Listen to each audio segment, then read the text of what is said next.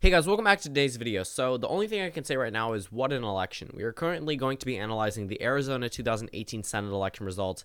And to be completely honest with you, this was probably one of the more surprising elections for me personally. Looking at the margin that Kyrsten Sinema won by in the state of Arizona compared to other Republicans winning in a number of other Democratic states that currently have Democratic incumbents that were defeated in the 2018 midterm elections, it is very surprising to me to see Kyrsten Sinema's margin be as large as it is now. It is a 1.7% lead over Martha McSally. Now, Martha McSally led on election night. I ended off my 2018 election, video comparing the results with the notion that Kyrsten Sinema was leading, but Martha McSally possibly could make up the margin. It has now been certified that Kyrsten Sinema has won the 2018 Senate election result from the state of Arizona. She is the first female to ever win a Senate race from the state of Arizona, and it goes to the Democratic Party. Unfortunately for the GOP, they were not able to get the most inspiring candidate out there. Martha McSally quickly ran to Trump, and that's something that I really think definitely hurt her.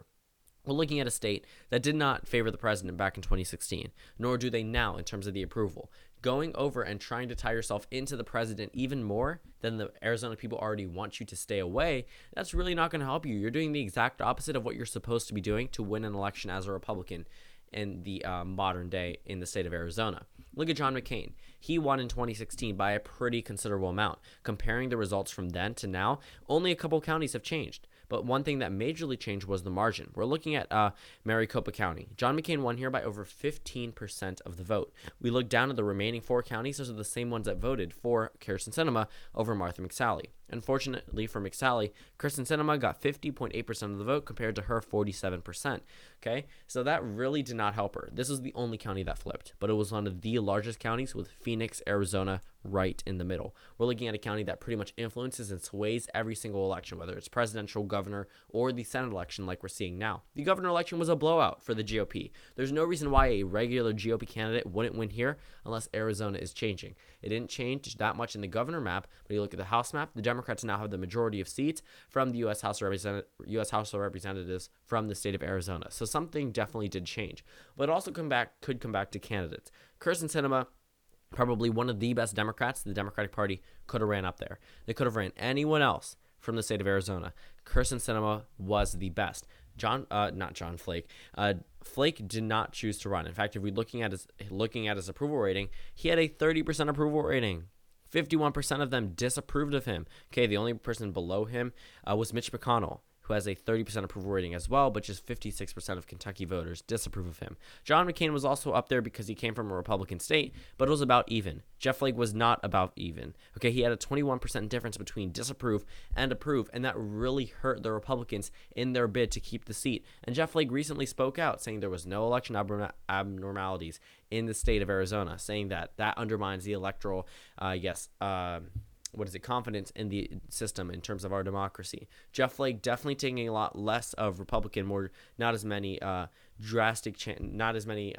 reactionary views. I wouldn't say conservative or Republican because he's a Republican and a conservative, but leading into that more, right-wing area, the ones that really try to yell voter fraud anytime the results they see aren't ones that are in their favor, that definitely drew him away from that Trump base because Donald Trump definitely says that voter fraud happened. He said it happened in 2016. He says it's happening now. And whether or not it's happening now because we don't have clear information as to what exactly is happening in states like Florida, saying it happened in 2016, that really was something that pushed him over the edge in terms of that agreed with what the mainstream media was saying, which typically is against him, so I get that argument. But in terms of other departments, with 17 departments coming out and saying that Russia did have an interference in the election compared to him saying that Hillary Clinton cheated to win the popular vote, a number of arguments really did not have a lot of backing in terms of that. Jeff Flake definitely drew away from the president, and Arizona is not too fond of the president either. Jeff Flake also pisses off Arizona voters by doing other things because John McCain also draws away from the president, just they may be a little bit more favorable of him or a little bit more favorable of him for other reasons. But if we're looking at the Arizona Senate results, Jeff Flake's unpopularity definitely spewed into this election. If he was a super popular senator, there is no reason why these GOP candidates shouldn't be riding on his back. Martha McSally drew away from him and ran to Trump because, again, Jeff Flake and Donald Trump are two polar opposites in terms of how they stand on the Republican Party. One wants to stay a little bit more moderate. Donald Trump definitely wants to get out those voters and get these voters to be angry. So they actually come out and vote. And that's something Jeff Flake really did not want to do. He's a retiring Republican. He actually chose to retire, which was pretty surprising. It left an open seat in a really contested state from 2016, a swing state from 2016. Keep in mind, these are the first 2 years that this state is actually a swing state. It was not a swing state in 2012, nor was it in 2008 or 2004 or the year 2000. So since the 2000s have began, this state has not gone blue in any type of statewide election except for now. This is the first Senate seat where Kyrsten Sinema is actually winning, or a Democrat is actually winning in a very long time. Go back to 2012. 2012, not 2016. Look at that county map. Again, only one county changed. Kyrsten Sinema got larger than the margin that Jeff Flake won back in 2012. Jeff Flake got 49.2% of the vote. Kyrsten Sinema got 49.7% of the vote. So she definitely has outperformed the previous Republican, the incumbent Republican Senator Jeff Flake. We look over and we look at 2016 from the presidential election. She outperformed Donald Trump by 1.6% of the vote. Donald Trump did not win with a majority. That notion goes away from the state of Arizona. He did not win large here. Hillary Clinton came close to actually winning this state, and that is very surprising for a Democrat. But you can also make the argument that Gary Johnson voters would have gone to Trump, which would have pushed him over 50%. There were no Gary Johnson interference in this election. Yes, there was a Green Party candidate voter, but where do those Green Party candidate voters typically go? The Democratic Party, if they're not on the ballot. And even if they weren't, that 2.4% goes away if you're assuming that none of them vote because there is no candidate that they want. And Kyrsten Sinema still wins in this election, just she wins by over 50% this time.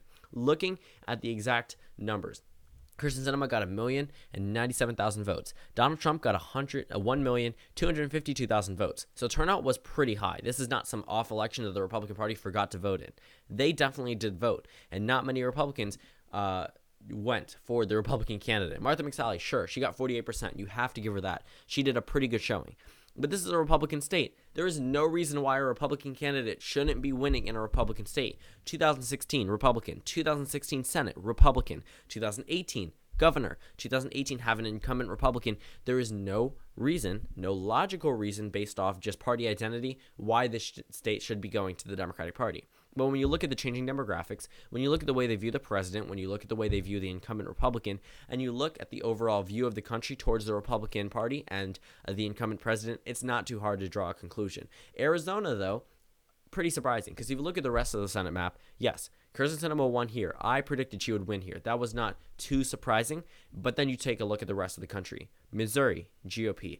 Indiana, GOP. North Dakota, GOP. Florida, possibly, GOP. Texas, GOP. Tennessee, GOP. The only other state, the only real swing state that went to the Democratic Party, the only two real swing states that went to the Democratic Party, Nevada and Montana, and now Arizona. Now, it was pretty surprising because if Arizona goes, you'd expect other states to go as well. We're looking at the map right here where Arizona was a flip, Nevada was a flip. Those are two states that I expected to go on their own, but when you look at the remaining states, when Arizona goes, you'd probably expect Missouri to stay and Indiana to stay. Florida to stay as well. But Rick Scott is probably going to solidify that victory in the state of Florida. Missouri, Josh Hawley won by around 6%. Mike Brown won over 5% of the vote here. In North Dakota, Kevin Cramer won by around 10% of the vote in the state of North Dakota. So if we're looking at the numbers in a number of other states, Arizona probably should have joined the pack. If there was just some underestimated Republican vote across the country, which there was not, just these are Republican states. So Indiana, Missouri, North Dakota were pretty surprising because Democrats were expecting to win there. But if they were losing there, Democrats also were expecting to lose in states like Arizona and Nevada. It was not a good sign for the GOP, I can tell you, for the Democratic Party, I can tell you from election night, when they were behind and a number of these states, North Dakota, Missouri, and Indiana, which have all been called before the state of Nevada comes in. And Nevada, looking at the remaining Republicans that really seem like they possibly could be losing, looking at those pure numbers, the GOP doing phenomenal in a number of toss-up races. Nevada all of a sudden going to the Democratic Party by 5%. Okay, that was something that really struck out. But Arizona leading with Martha McSally on election day, thinking about them counting early voters were 14% more Republican voters in the state of Arizona than Democratic voters in early voting, but they also had remaining outside ballots that I did not calculate into the equation when looking at the state itself. But still, many Republicans thought they possibly could come back. The McSally campaign definitely thought that they possibly could come back and make up the margin. They could not. This was a 1.7% margin. This was not the less than 1% margin that I predicted. This was larger than that. This is not some blowout victory, but it is a victory for the Democratic Party in a predominantly Republican state. The state itself should be Republican. Looking back at previous elections, but there were a number of factors that definitely hurt Republicans in the state of Arizona. If you look at the House races, like I said before, just looking at Arizona, they had a pickup in Arizona too. But one pickup, big whoop, right? But still, it moved the state from GOP control to Democratic control. And now in the Senate, they have one GOP senator and one Democratic senator. And a number of these states that got rid of their Democratic incumbents, the Democratic Party isn't necessarily at their worst standing, okay? Looking at the remaining areas where the Democrats have incumbents in, probably West Virginia and Montana are the last two states that they need to get out of their column before they can start caring about whether or not that Democratic states are going to stay Democratic. Because looking at states like Indiana, Missouri, North Dakota, West Virginia, Montana, these were states where the Democratic Party focused on whether or not Republican voters were voting for them. Once West Virginia and Montana go, they will no longer have Democratic senators in very predominantly Republican states outside of Alabama. Okay, you look at the remainder of these states, they have two Democrats in Virginia, in Pennsylvania, in Michigan, in Wisconsin, in Minnesota.